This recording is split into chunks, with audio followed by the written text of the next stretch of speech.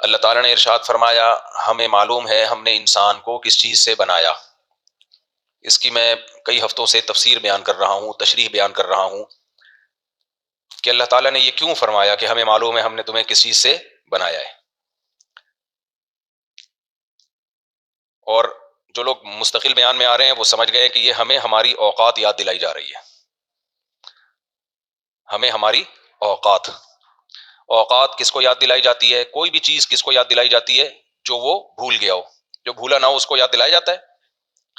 جس کو معلوم ہے کہ کل منڈے ہے، کل پیر ہے، اس کو یاد دلایا جائے گا کہ کل منڈے ہے؟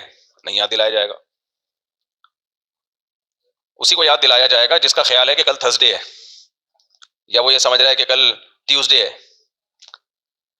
یا وہ یہ سمجھ رہا ہے کہ کل وینسڈے ہے، جس کو لوگ ویڈنسڈے بولتے ہیں. ہمارے ایک دوست نے میری کریکشن کی ہے، وینسڈے ہوتا ہے، میں بھی ویڈنسڈے کیونکہ لکھا ڈی جاتا ہے نا تو پڑھا جاتا ہے وینسڈے.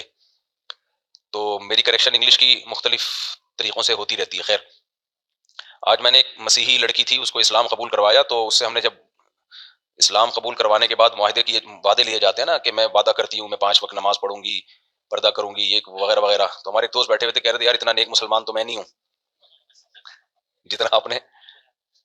جب بھی ہم ایمان لاتے ہیں تو اصل میں ہم اللہ سے یہ وعدے خود بخود آٹومیٹیکلی کر چکے ہوتے ہیں کہ جب بھی کوئی غیر مسلم مسلمان ہوتا ہے نا تو غیر مسلم کے اسلام لانے میں اس کو کلمہ شہادت تو پڑھوایا جاتا ہے.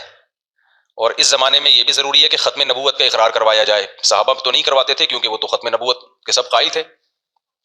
اب یہ کہ قادیانیوں نے بھی اپنے آپ کو مسلمان کہنا شروع کر دیا ہے، تو اس لیے علماء کہتے ہیں کہ اب اگر کوئی غیر مسلم مسلمان ہوگا تو اس سے یہ الفاظ بھی کہلوائے جائیں گے کہ میں نبی صلی اللہ علیہ وسلم کو لاسٹ میسنجر آف گاڈ، اللہ کا آخری پیغمبر سمجھتا ہوں.